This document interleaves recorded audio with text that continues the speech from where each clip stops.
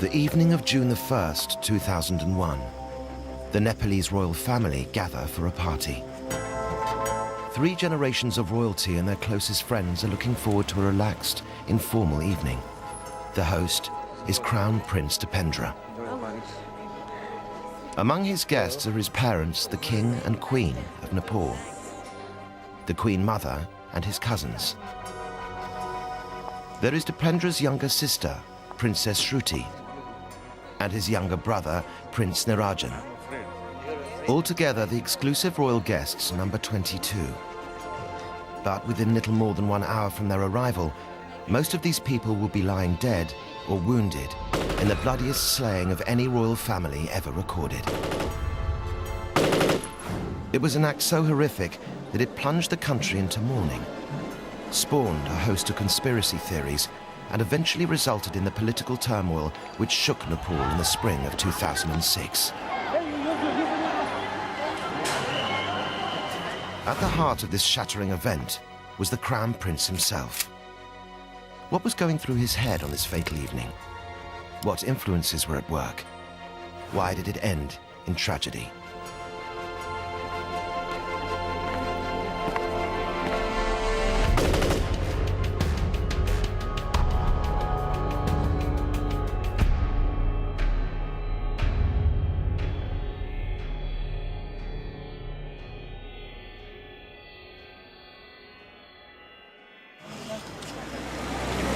The party, being hosted by Prince Dipendra, the Crown Prince of Nepal, is part of a family tradition in which they all try to meet up twice a month. It's 3 minutes to 8 and all of Dipendra's immediate family are present, except for his uncle, Gyanendra. Darshan. Nice to see you. What can I fix you? Well, I think a cook would be lovely. Oh, great. His younger sister, Princess Shruti, has arrived with her husband, Kumar. The first and the third Fridays, there would be family gatherings. Just a little bit of ice. And it was just like a normal Friday, a dinner party. And the Crown Prince was there serving drinks to everyone. And Kumar? One of these? Just a small one. All right, coming up right away. Help yourself to some nibbles. Sure. There's an open buffet later on. Invitations to these gatherings are usually arranged at the last minute. But Dipendra's cousin remembers that the Crown Prince had wanted to know several days in advance if she would attend.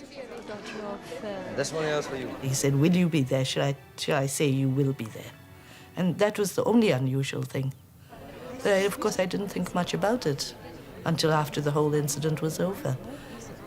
And I started to wonder then, I mean, if it was all planned. Just excuse me for a few moments, right?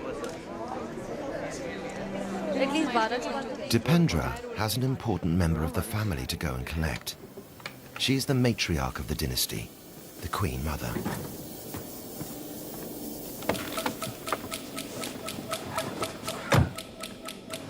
Dipendra is close to his grandmother, and the short drive to pick her up provides him with a break from entertaining, which has become more of a chore than a pleasure.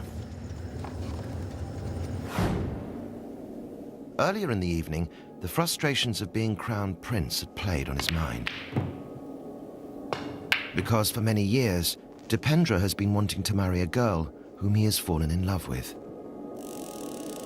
Devyani Rana comes from a wealthy background far exceeding even that of the Nepalese royal family. Devyani is the great-granddaughter of the last Rana Prime Minister of Nepal, who wielded more power than the monarchy, and a man not fondly remembered by the Queen's family. Devyani's mother comes from an extremely rich and influential Indian family. For Dipendra's parents, these connections have the potential to inflame bitter memories, and so Devyani is not seen as a suitable future wife for their son. The Queen Mother shares this view.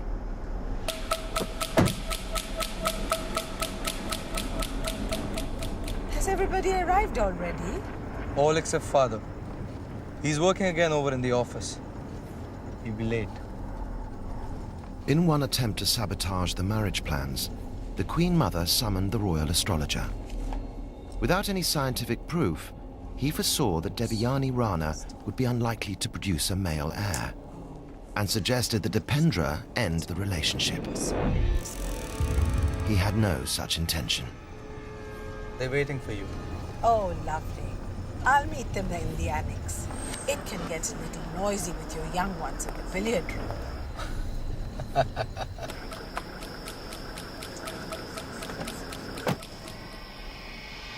Dipendra has all his family around him. But the one person who is most important to him, Devayani Rana, is not allowed to be there.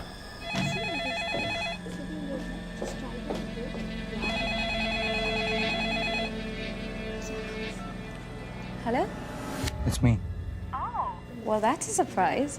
I'm already getting ready to go out. What do you mean going out? Sanjay and Shilpa, dinner, remember? Anyway, let me know what time you'll be alone, yeah? I can't just come and... Okay, fine. Just take your time. Just let me know what time you'll come, Of course I can't. Have you got any idea what that would mean? I'm here with 20 guests. I have my whole family here. Not again, Dippy. Family, family, family. I thought you were going to join us for dinner tonight. When are you going to get out of there and just get a life of your own? He seems in a real foul mood. Dipendra is feeling cornered. His way out will shock his family, his nation, and the world.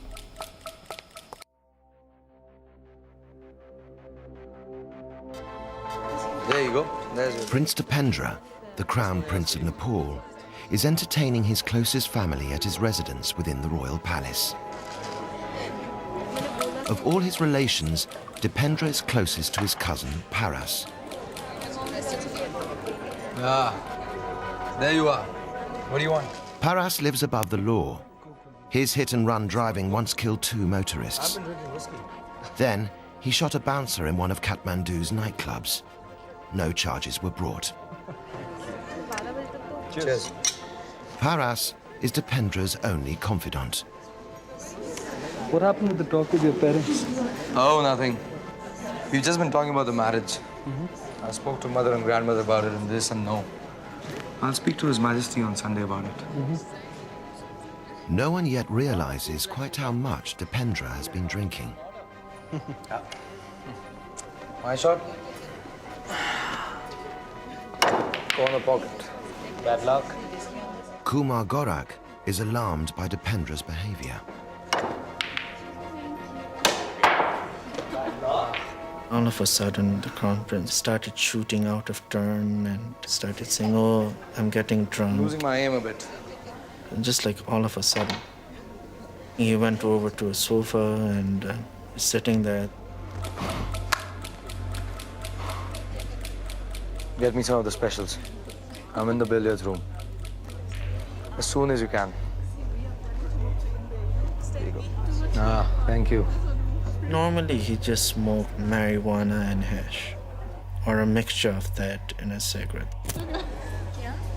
Although Dipendra is 29 years old, it is not considered proper for him even to smoke a cigarette in front of his parents or elders. But this evening, Dipendra will abandon all inhibitions. Most of the guests are unaware of Dipendra's condition.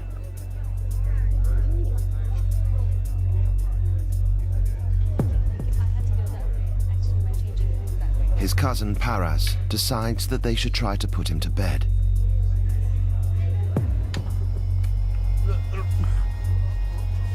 I'm fine. Carried him on the shoulders across like this. And I was at the back because his legs were dragging. Dipendra appears to be incapacitated. But when Paras asks for his gun belt, Dipendra's reply sounds coherent, and Kumar begins to wonder if it's all been an act. Better just take it easy, okay? I'll take your gun belt off. I'm not wearing one today. It came across pretty clear to me when he said, "No, I'm not carrying anything today." There was no slurring or dragging of speech, as one would normally speak when one would be drunk. In hindsight, it appears that maybe he wasn't really drunk as he made himself out to be. As Paras leaves Dipendra's joints, he spots an open drawer. Better remove these. Why bother? At the party, Dipendra's departure hasn't gone unnoticed. Perhaps it's an allergic reaction to something. May well be. He was perfectly fine when I was talking to him earlier. Maheshwar Singh, Dipendra's great-uncle, had been the first guest to arrive. He was in excellent mood. Very pleasant, nice. I mean, no signs of any drunkenness. Nothing at all. He was perfectly all right. Then he took me to the bar. He showed me the drinks and asked me what I would like to have. What would you want? I'll take a scotch. Ah, good choice. That's what I'm drinking. His Royal Highness poured me one, Some ice? Yes. and he showed me his glass, which was half empty, and he said he was also having famous grouse. Cheers. At that point, General Ravi, my brother-in-law, he walks in.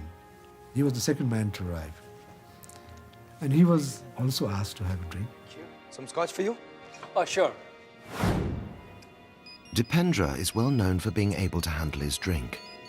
But now, just 1 hour later, he is barely conscious when Devyani rings him back. No. Hello? Dippy? Dippy? I can't hear you. I mean, you're kind of sounding strange. You don't seem like you're in the party. Are you? Oh, let me sleep up. Dippy, can you tell me where?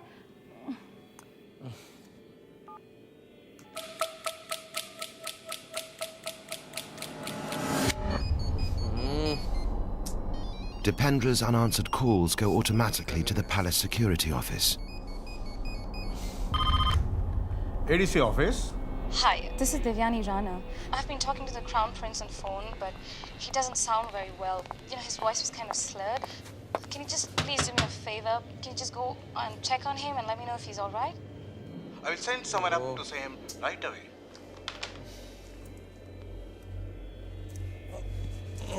Let us help you off from this one. You'll be more comfortable.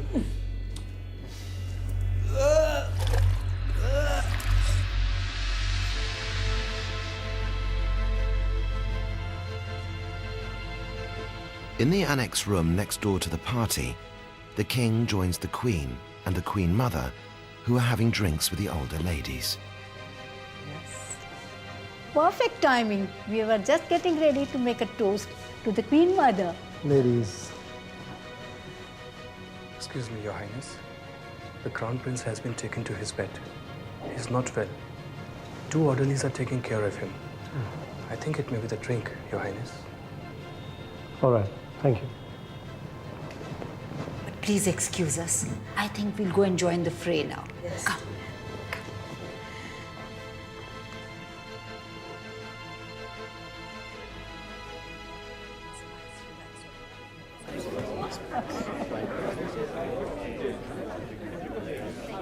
It's the big button on the left that says on.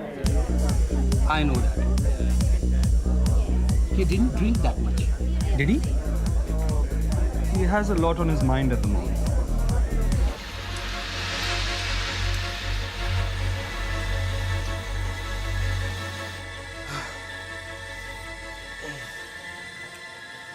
It's okay. I'll be fine. You can both go back to your rooms and get some sleep.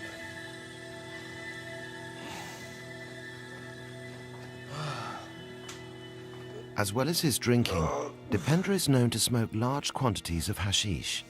But few realized that for a year, he'd also been taking antidepressants.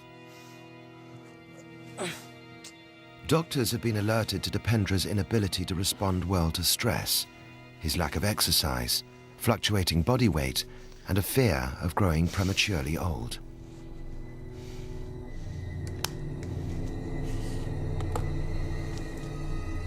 Dipendra was already a lifetime away from the aspirations of his happy childhood growing up in the palace.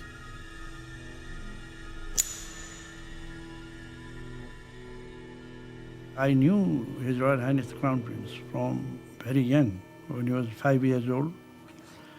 And he was one of the most charming and outgoing person.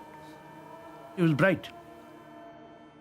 In every subject, he was so clued up that you couldn't win him in any debate or any argument. He was like that. Prince Dipendra was conscious of the power he held. Crown Prince was running around the pond, and I was afraid that he might slip and fall down into the water. So I said, Royal Highness, don't do it, because you might fall down. But he didn't listen. And at that time he said, no, you can't order me. General, he said, General, you can't order me. At 16, following in his father's footsteps, Prince Dipendra enrolled at Eton in England to complete his secondary education. Many years previously, I'd been asked to be the King's tutor, and as a result of that, his father thought he would like to send his son to Eton and he'd like him to come to my house. So that's how that really came about.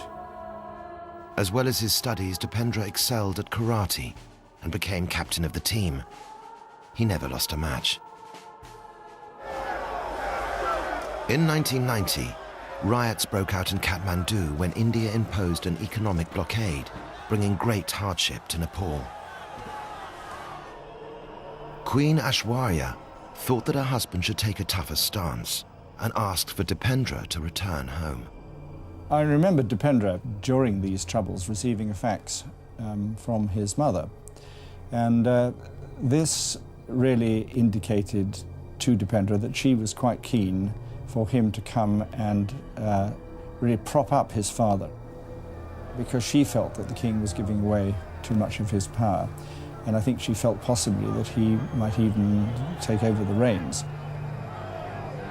But she underestimated the respect Dipendra had for his father. Dipendra was absolutely appalled. He was so loyal to his father, so loving of his father, so loving of the nation, that he said to me, if I ever hear anything like this again, I'm going to really sever connections with my mother, because I could not bear to in any way affect my father. His father, King Birendra, gave in to the riots and took the first steps to usher in democracy. Dipendra was 19 years old and ready to stride out into adulthood. He wanted to marry his teenage sweetheart, Supriya Shah, a great niece of the Queen Mother. But the Queen decided that they were too young and disallowed the marriage. With no specific role to fulfill, Dipendra set out on a military career. His unbending sense of duty captured in a poem he wrote. Left bonds of love and affection, having duty understood. If needed, soaked in blood, be ready to fight I would. To flames reduce, will lightning halt, spray with blood I will. On this uniform, the country's vermilion, shake this earth I will.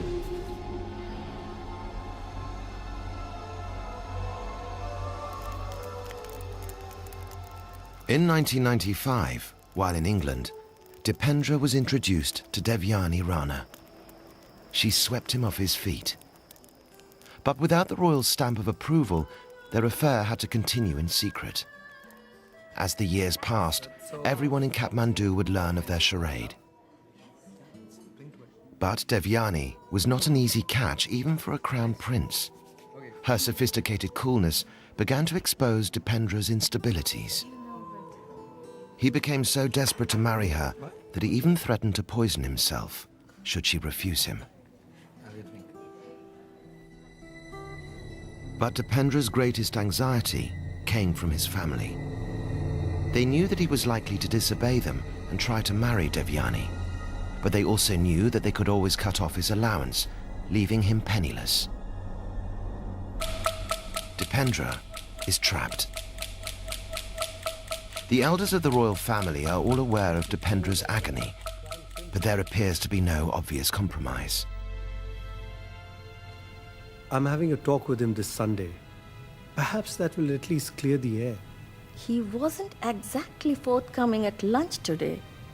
And he just sat in silence at tea this afternoon. But then he had this evening to think about, so... He's sulking. You know how young people are. They want everything to happen in an instant. If only it was that simple. In my experience, these things just never go away.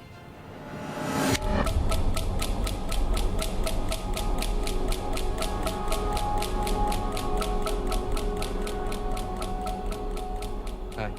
I tried to call you. Where are you, Dippy? You don't pick up my phone. I know. They told me you were resting, but I didn't believe them. You know I don't like it when it gets this way. It worries me. It bothers me, Dippy. Why are you doing this to yourself? Okay. I think I'm off to sleep now. So I'll say good night. We'll talk tomorrow.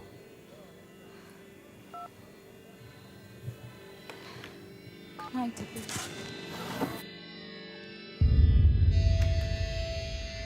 Dipendra has one other passion: guns. He was given his first pistol on his 8th birthday and has collected them ever since. He has access to the palace armory and keeps his own collection in his room. He is an excellent shot, better than any of his guards. It would be very correct to say that he was obsessed with the weapon. He wanted to excel on everything what he did. As well as enjoying computer gunfights, Dipendra even designed the perfect gun. And the royal family and palace staff are used to hearing him practicing or shooting birds in the palace grounds at night. Gunfire is a sound that no one takes any notice of anymore.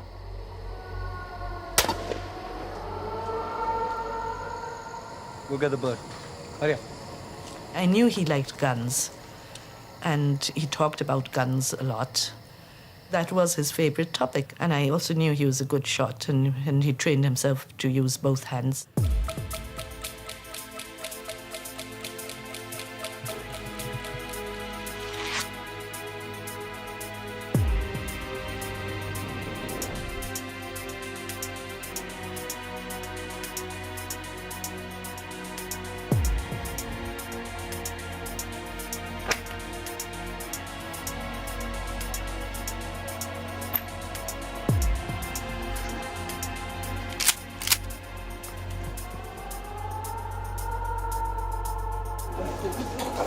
At 8:45 p.m., the king leaves the Queen Mother's annex and joins the party in the billiard room.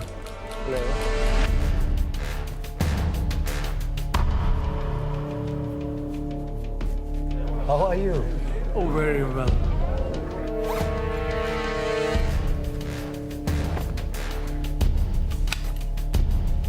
Would you like me to carry the bag tonight, Your Highness? No, that won't be necessary tonight.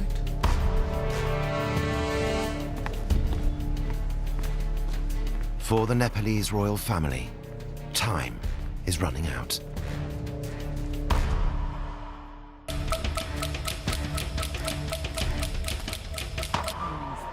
Inside the billiard room, King Birendra is surrounded by most of his immediate family and closest friends. It's become a family problem now. Everyone thinks that Crown Prince Dipendra has taken to his bed. Could you please give me my cigar, please?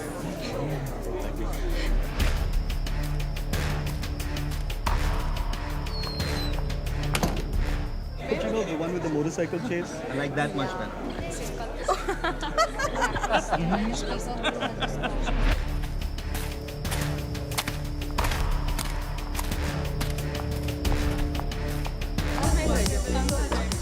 You don't want to join the disco at the top end?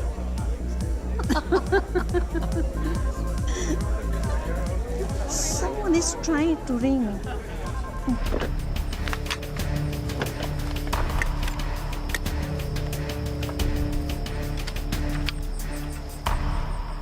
Kidnap one tourist and we are fucked. They run and hide in the hell village. It's always like this before the monsoon. It's sure to break soon. And then it will be the rain that breaks up. And then the innocents suffer. And you know what that leads to? I think I was the first person who saw him come in with a gun in each hand.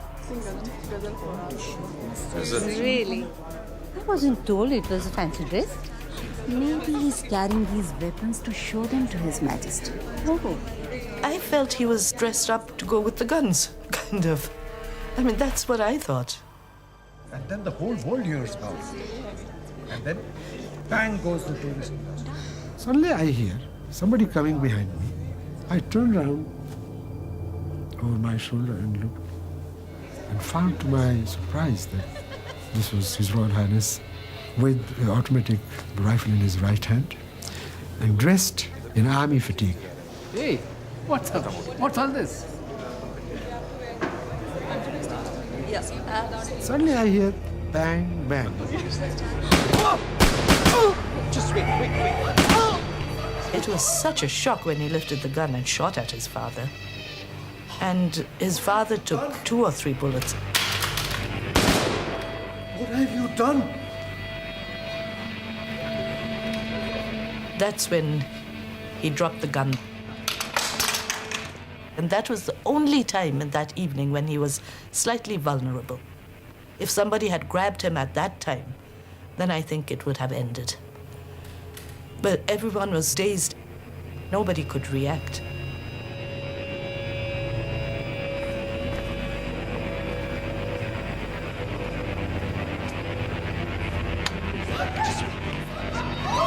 Captain Rajiv Shahi, a trained military doctor, tries to stem the flow of blood with his jacket.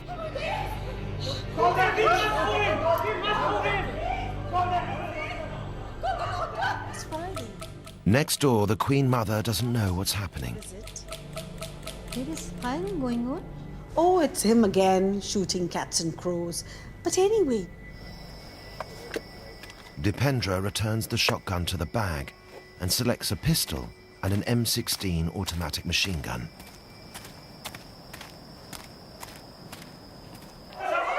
Inside, most of the royal family believe the gun must have gone off by accident. No one is prepared when Dipendra re-enters the room.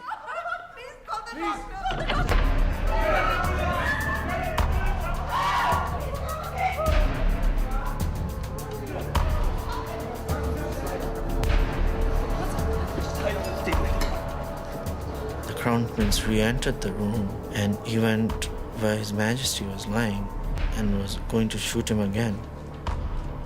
Enough. Prince Dhirendra, the king's brother, tries to end the violence. Now give me that gun. He shot him point blank. He literally flew and landed a couple of feet back. His uncle Kumar Khadga is the next victim.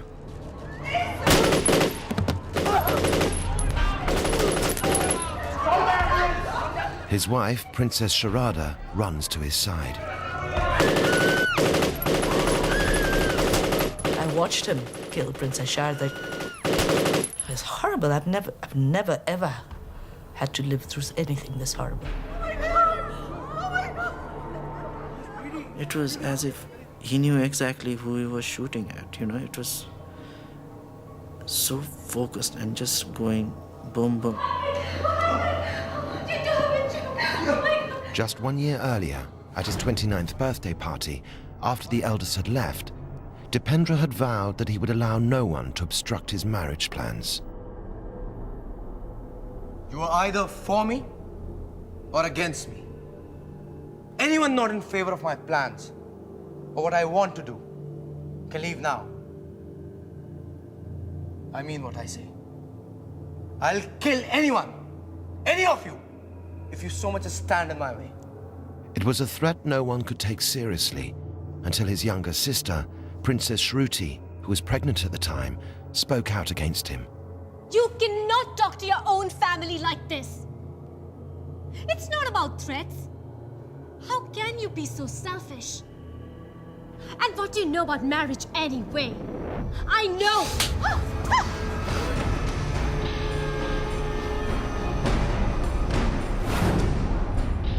Is Dipendra carrying out the threat as he had promised? everyone would try to reason with them as to why he would be marrying this girl, or why he should continue the traditions of the family. All of them were targeted, I believe. Kumar becomes the next victim. When our eyes met, I thought for a second maybe he was hesitating. But then the next thing I know, I had been hit. What was that? Better check it out right away. At first, the security staff are alerted by shouts coming from Dipendra's residence. Dipendra's younger sister, Princess Shruti, now lies within his sights.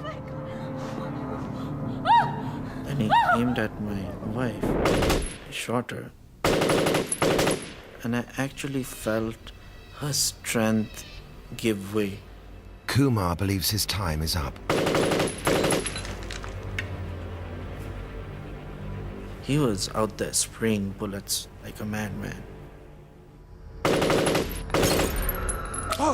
Sir, I can hear shots. All units, immediately. Emergency. Only now does the palace security realize there's a crisis. Maheshwar Singh takes a chance and runs for cover to the far end of the room. Actually, I pretended as if I was hit or, I purposely played that, yes. That was the whole idea. His brother-in-law, Rabbi Shamshir, follows him.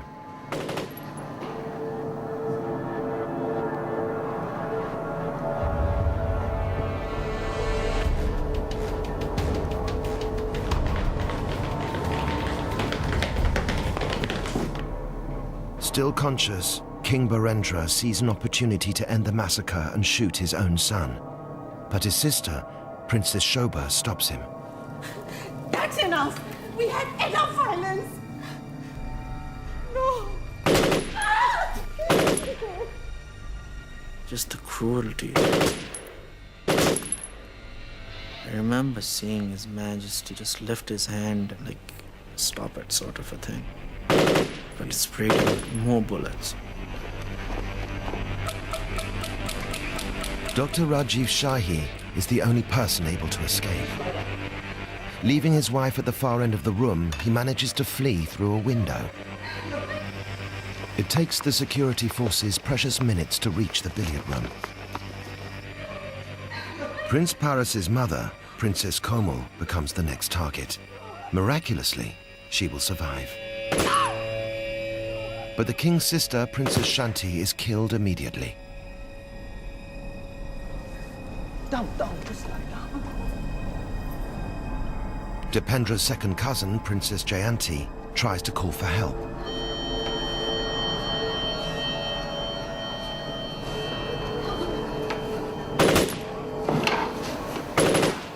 Still, it gives me the creeps when I remember his face. He really looked exactly like the Terminator 2.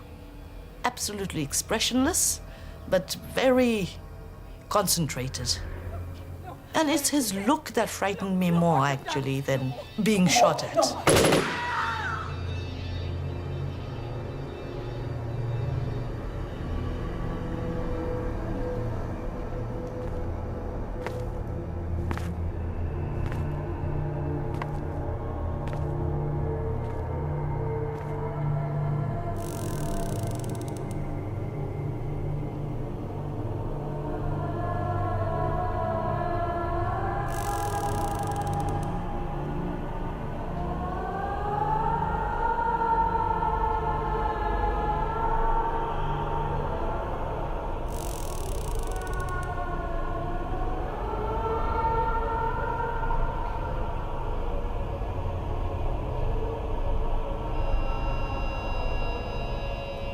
You have to kill the animal. I mean, you don't leave something just wounded.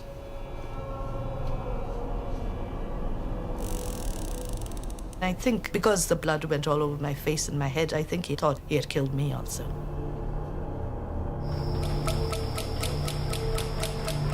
Commandos fail to gain access at one end of the billiard hall, causing further delay. Prince Paras, Dipendra's closest friend, and his young cousins are trapped at one end of the room. No, brother. No, brother. No. What are you doing? Please. Just go from here. You're the only ones here.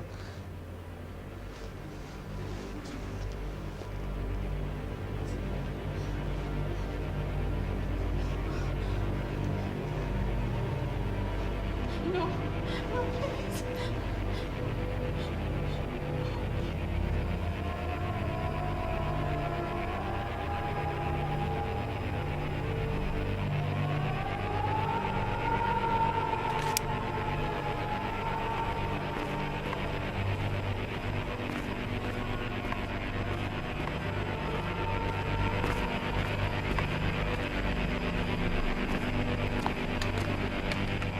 I saw him go out into the garden. Then I saw the Queen go after him. Stop. Please And stop. then I saw Nirajan rushing after her too. Don't I go even called out to I said, him. don't.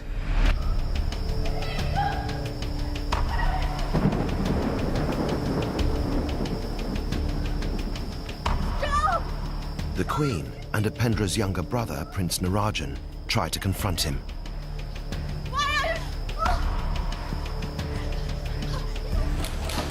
Out there.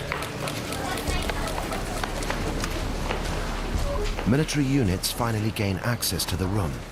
Prince Paras takes command. First take their majesties, then take the injured. Leave the dead for now. King Birendra is still alive. Escort these people out. Where's the majesty? The king's brother, Prince Dhirendra, lies paralyzed. I know it's difficult. I know you're in pain. But help is on its way. We'll soon take you to the hospital. Just try and keep on top of it, okay?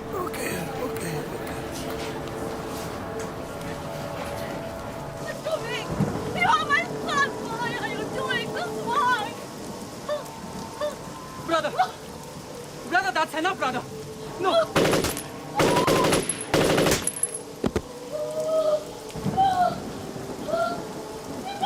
Stop him! He was your younger brother. What are you trying to prove? Are you possessed? Listen to me, Anna. What are you trying to do?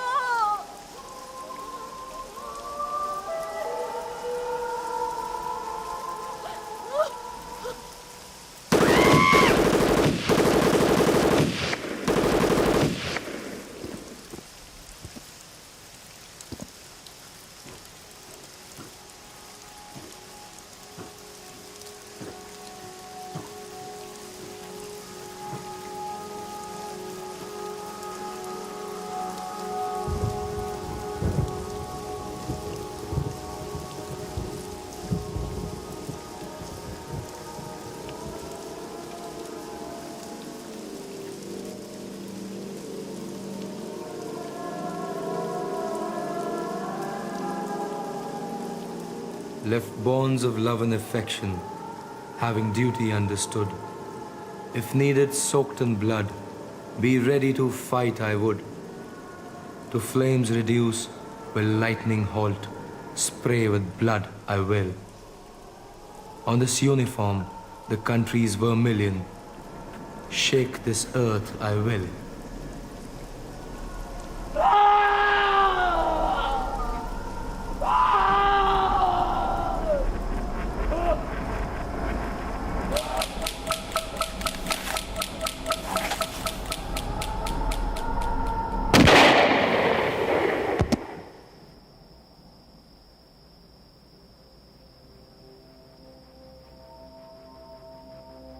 A single bullet to the side of his head brings Crown Prince Dipendra to the ground and an end to the violence.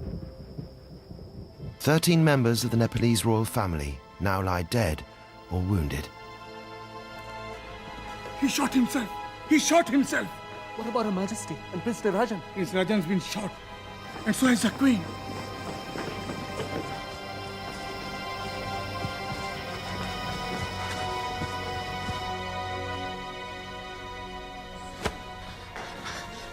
Dipendra shot His Majesty the King. And all the others. What are you talking about? No, you mustn't. No, I have to go. Please. It is a tragedy which will have far-reaching consequences. But an event so extraordinary, no one will ever believe it.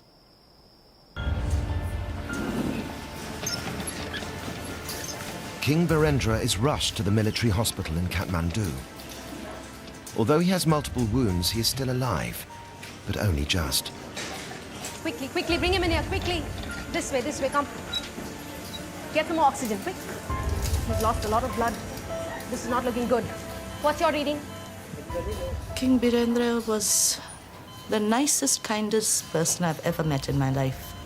Check his pulse. In Nepal, they say he is a reincarnation of Vishnu, and I think he really was.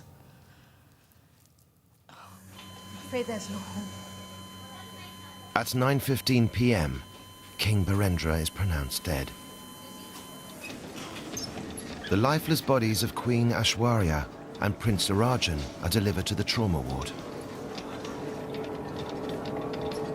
Princess Shruti died within minutes of her arrival. She was only 25 and left behind 2 daughters. I did see them carry my wife's body away from the trauma room, I guess, to the moratorium. I've lost somebody I was going to spend the rest of my life with. And for my daughters especially, they've lost a mother. Kumar Khadga and Princess Sharada, Princess Shanti and Princess Jayanti were all declared dead on arrival. The king's brother, Dhirendra, was soon to die in hospital.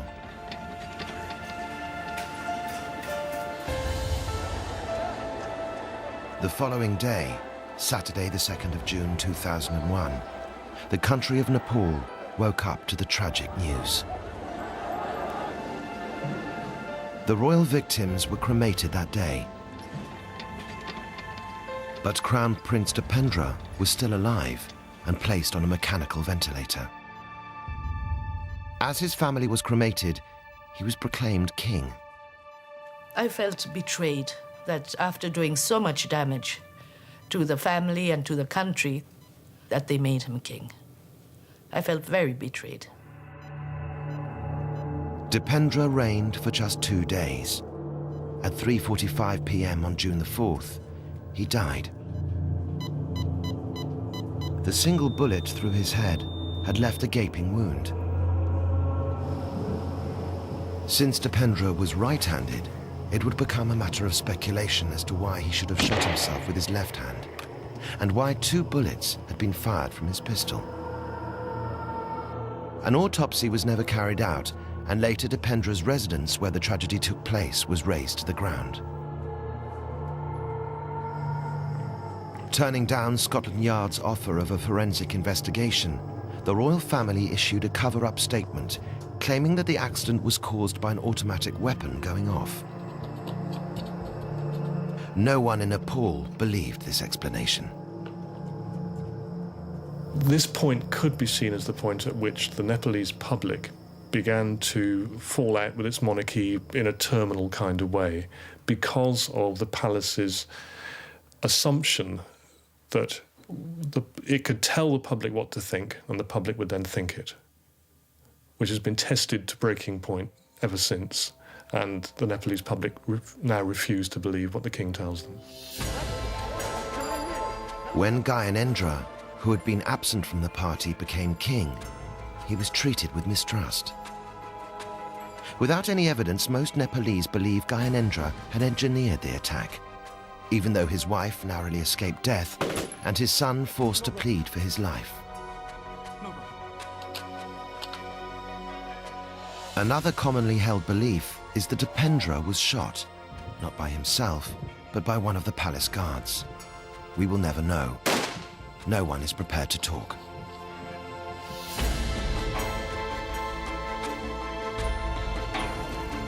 In either event, The evidence does not point at a conspiracy, but to a personal catastrophe, which would weaken the monarchy and strengthen the march to democracy. I've never, ever had to live through anything this horrible. But the thing is, I'm glad I was there. If I hadn't seen it with my own eyes, I might have been like the rest of the people of Nepal, found it impossible to believe.